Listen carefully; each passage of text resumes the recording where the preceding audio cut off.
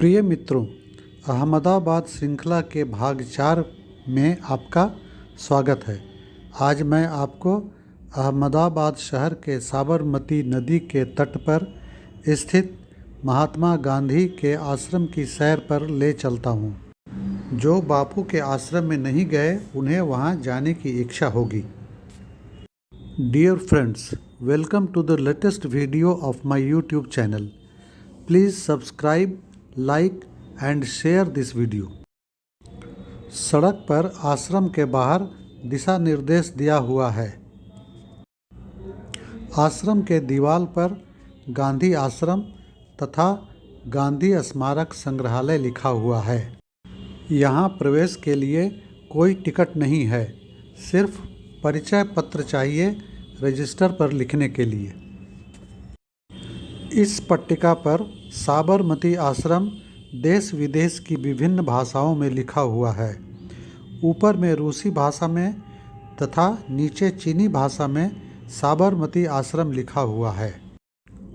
प्रवेश के पास ही संग्रहालय है।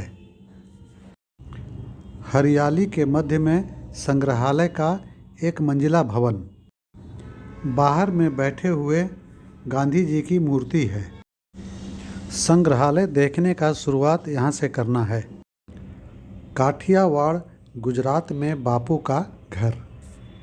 यह बापू के बचपन का चित्र है। बापू और कस्तूरबा। दक्षिण अफ्रीका में वकील गांधी जी। स्वतंत्रता संग्राम के दौरान भाषण देते हुए गांधी जी। अब हम लोग विनोबा कुटीर और मीरा कुटीर के पास पहुँचे। विनोबा भावे सामाजिक कार्यकर्ता, प्रसिद्ध गांधीवादी तथा भूदान आंदोलन के प्रणेता थे। उन्होंने इस कुटीर में 1918 से 1921 तक निवास किया। अंग्रेज महिला मेडेलिन स्लेड, जिन्हें गांधी जी ने मीरा नाम दिया, भी इस कुटीर में 1925 से 1933 तक रही। इसके बाद हम लोग मगन निवास पहुँचे। यह स्वर्गीय मगन लाल गांधी का निवास स्थान था।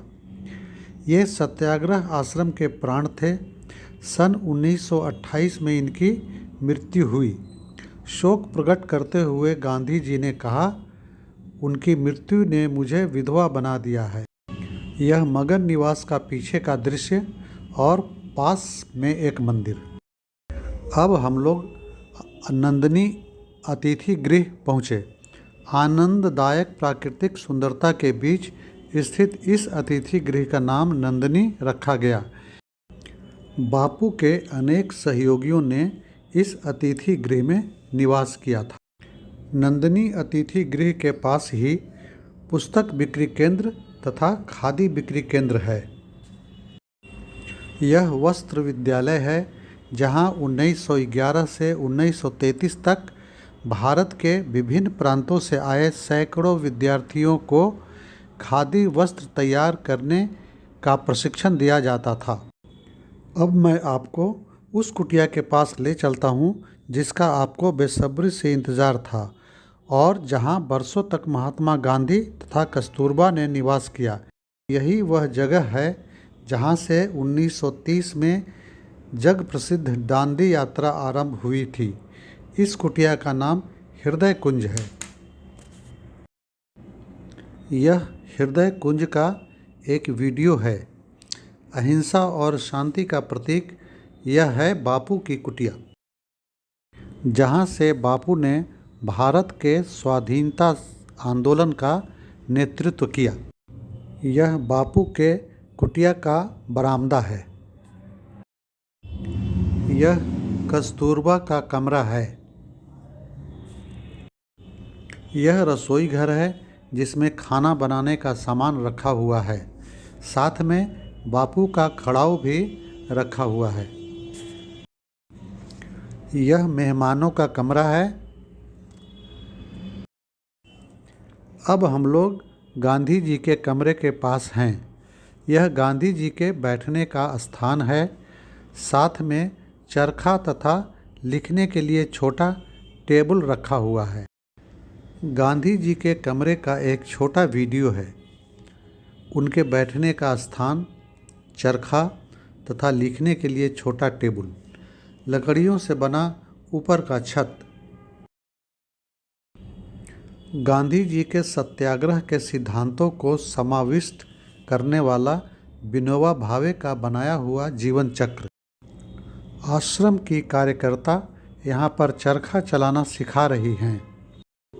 योगा गर्ल मेरी नतनी रियांशी चरखे के द्वारा कपास से धागा बनाना सीखती हुई। इस आश्रम में आप चरखे से धागा तथा धागे से कपड़ा बनाना भी सीख सकते हैं। सीखने के लिए सतत अभ्यास की आवश्यकता है। बापू ने चरखे को भारत के स्वावलंबन, विदेशी कपड़ों के बहिष्कार तथा सत्याग्रह आंदोलन के प्रतीक के रूप में अपनाया था।